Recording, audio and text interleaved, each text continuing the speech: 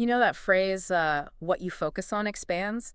If you are anything like me, the moment you hear those words, your brain immediately pictures, like, a faded bumper sticker on a vintage Volkswagen van. Oh, totally. Or, maybe an incredibly overpriced embroidered throw pillow sitting in the corner of a hot yoga studio. Yes, exactly. It usually carries this very heavy, new age kind of mystical vibe. It definitely comes with a tremendous amount of cultural baggage, I think. Mm. People hear that phrase and they instantly assume we are talking about, manifesting reality through sheer unadulterated willpower. Like the universe is just waiting to take our orders. Right, exactly. Yeah. As if you just think hard enough and things materialize. Which is precisely the myth we are tearing down today.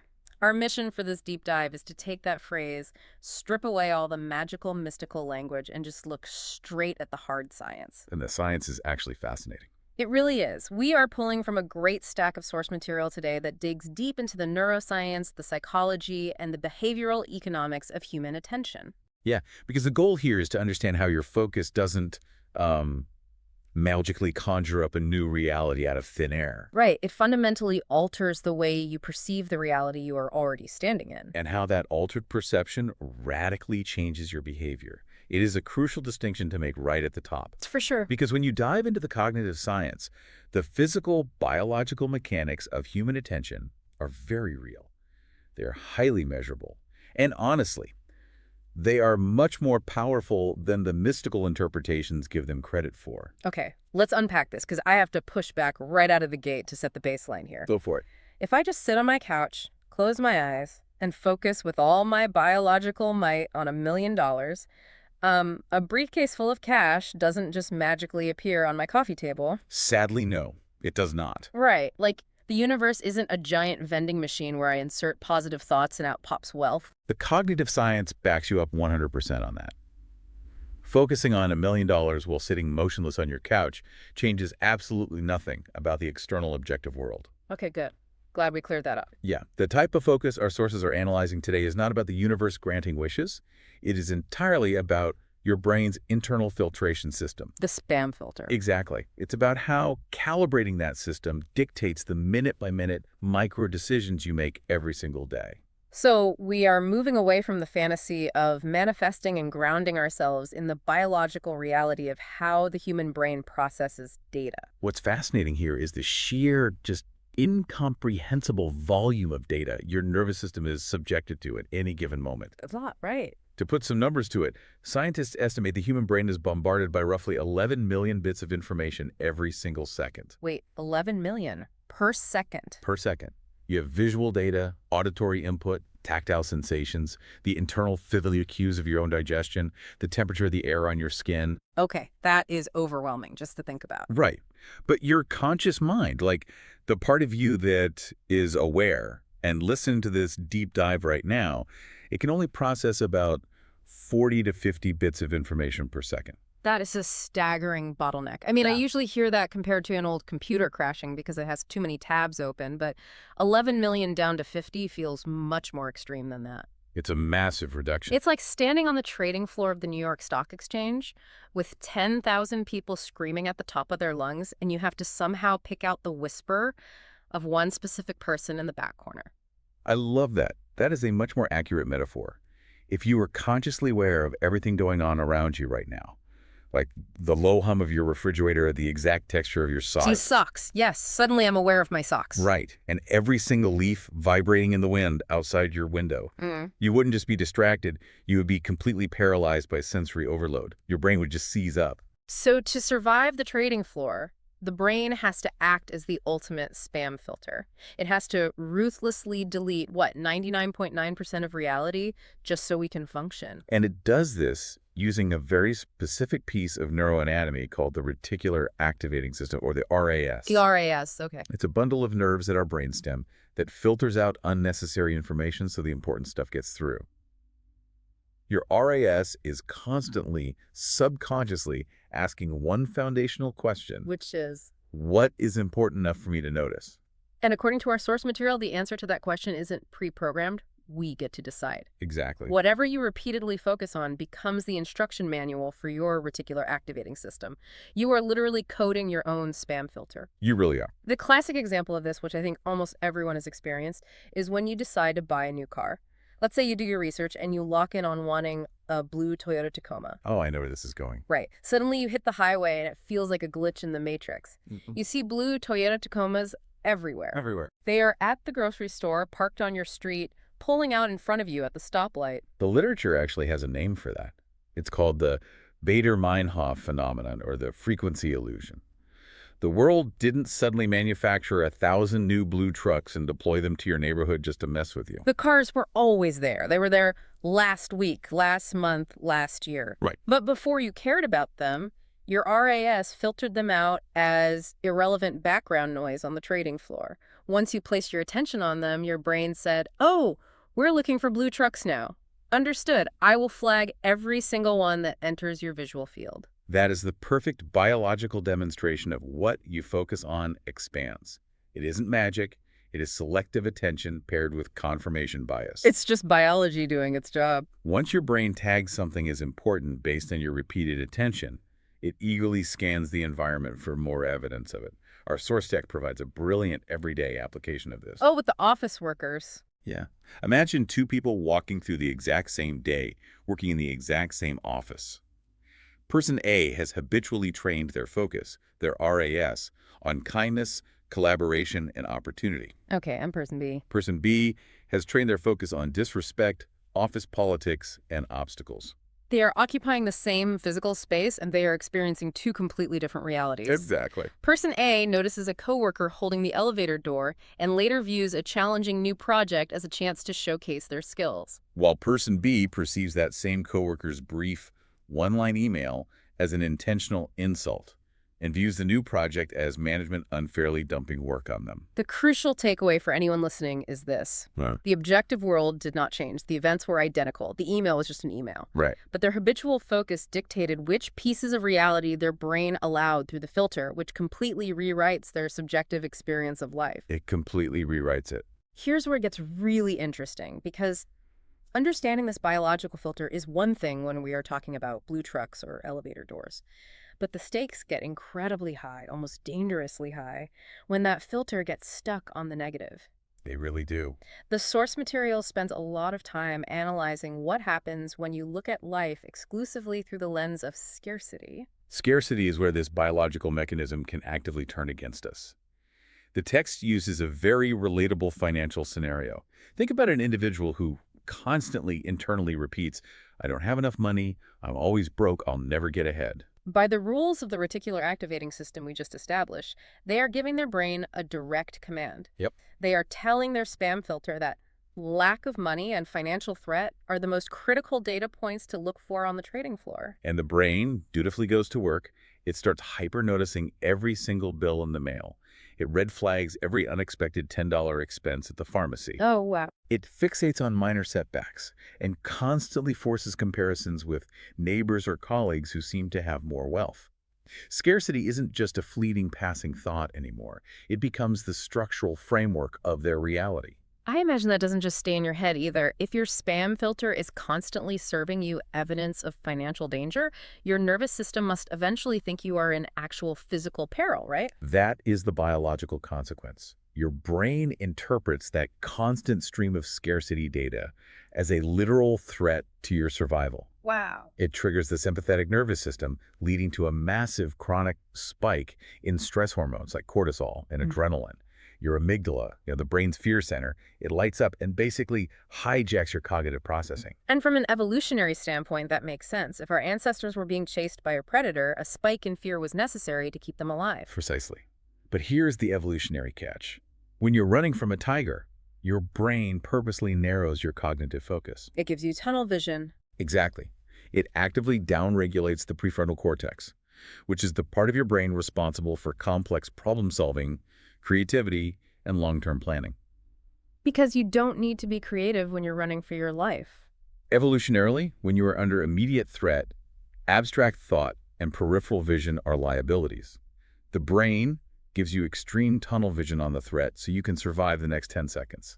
Which explains the tragedy of the scarcity trap today. Because this person is so hyper-focused on not having enough, the resulting stress biologically shuts down the very creative problem-solving centers that could help them generate more income. It's a vicious cycle. They literally lose the neural capacity to spot alternative solutions. They become less likely to take calculated, healthy risks, less likely to invest time in learning a new skill, and completely blind to long-term opportunities. They are so neurochemically fixated on the locked door in front of them that they cannot perceive the open window 3 feet to their left. That's tragic. Their own habitual thoughts hijacked their perception, which degraded their decision-making, keeping them trapped in the exact cycle they are terrified of. Wait, okay, I have to pause the breakdown here because we need to address a potential landmine. Sure.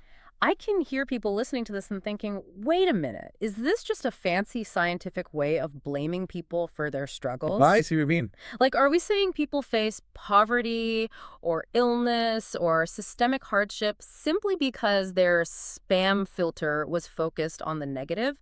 Because that sounds an awful lot like the toxic positivity of, like, The Secret, where victims are blamed for attracting their own misfortune. That is a vital ethical boundary to draw, and our source text navigates this very carefully. No, this is absolutely not about blaming people for the very real objective hardships they face. Okay, good. A medical diagnosis, a sudden corporate layoff, an economic recession, systemic inequality. These are objective realities. We are not saying your thoughts caused the bad thing to happen. Right. What the cognitive science reveals is that a narrowed, fear-based focus systematically blocks your biological ability to spot the solutions, the resources, and the community support that could help you navigate out of that struggle. So it's not that your brain caused the car crash, it's that panicking and staring at the flames prevents you from seeing the fire extinguisher sitting on the sidewalk. That is a great way to put it. It is your own biological alarm system overpowering your rational mind when you need it most. Well said. It is about whether your nervous system is equipped to find the exit strategy. Which brings us to the pivot.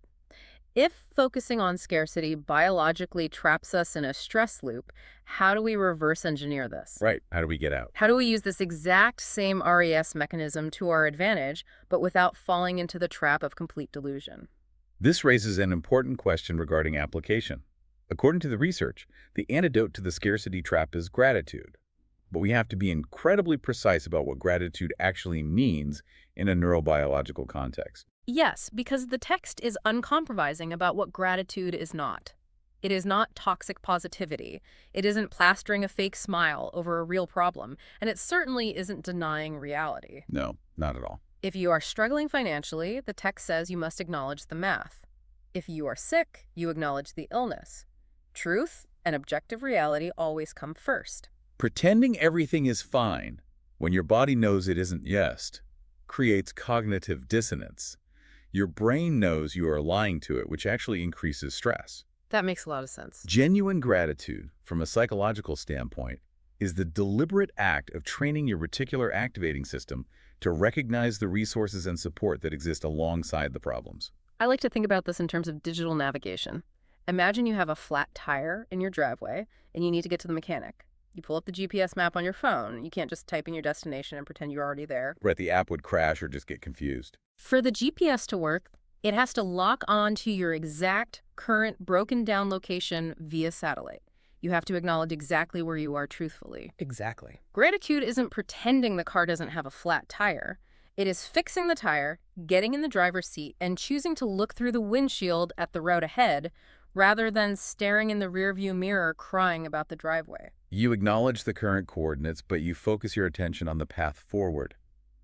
When you intentionally practice gratitude, you are deliberately reprogramming your brain's spam filter. You're manually entering new instructions. You are telling your RAS, hey, instances of support, moments of progress, helpful resources, these are our new priority data points. Look for these. And because of the frequency illusion we discussed earlier, The blue trucks. the blue trucks, your mind begins flagging supportive people and small victories that were always present in your environment but previously filtered out because your system was locked on scarcity. And when you start noticing those resources, the physiology reverses itself. The sympathetic nervous system stands down. Because you finally feel safe. Exactly. When your brain registers support and opportunity, it signals safety to your nervous system. The amygdala cools off, the flood of cortisol stops. And most importantly, your prefrontal cortex comes back online. The problem-solving part of the brain. Yes, you are no longer in survival mode. You have your peripheral vision back, your cognitive clarity returns, and from that grounded state, you make significantly better long-term decisions. The source text gives a really powerful, concrete example of this biological shift. Imagine two people who experience the exact same objective reality. They both lose their job due to company downsizing on the exact same afternoon. A terrible situation for both of them. Right, but person A focuses entirely on the loss, the unfairness, and the scarcity.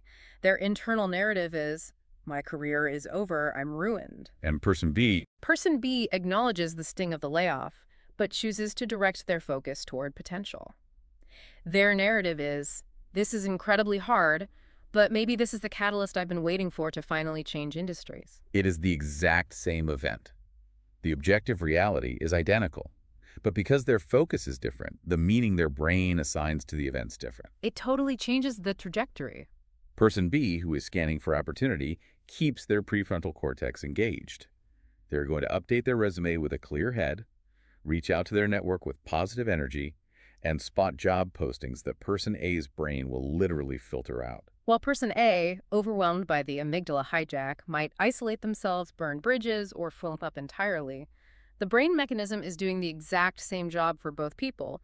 It is simply amplifying whatever they told it to look for. If we connect this to the bigger picture, you start to see that managing your attention isn't just a biohack to feel a little happier on a Tuesday afternoon. It is about steering neuroplasticity. Steering the brain's physical structure. There's a famous rule in neuroscience called Hebb's Law.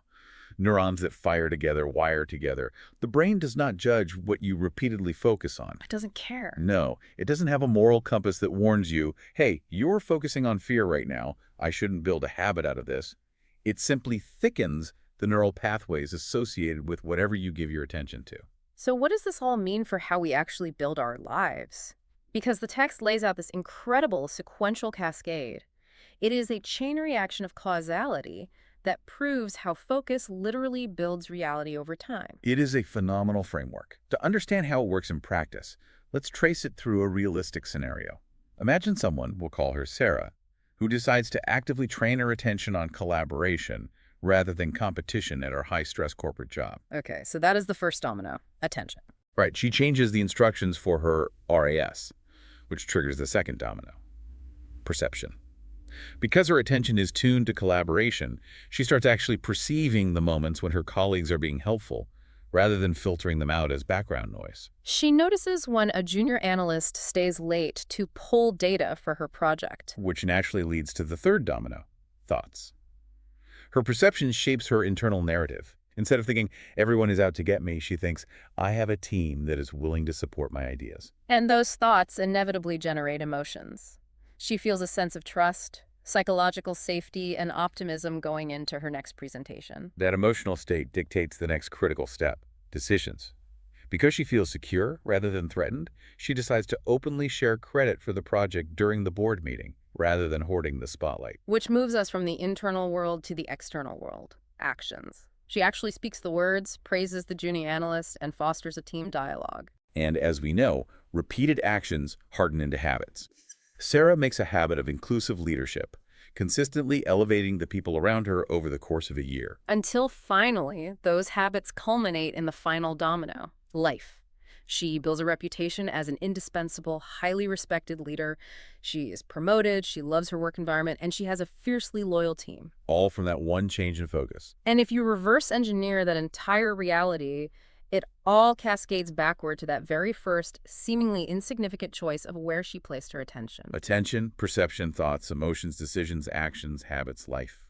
It is a staggering chain reaction, all driven by the biological realities of the brain. It is profound. The source text makes a bold claim that I think is entirely justified by this breakdown. Yeah. Your attention is the single most valuable resource you possess. You have to guard it fiercely. But here's the ultimate question for you.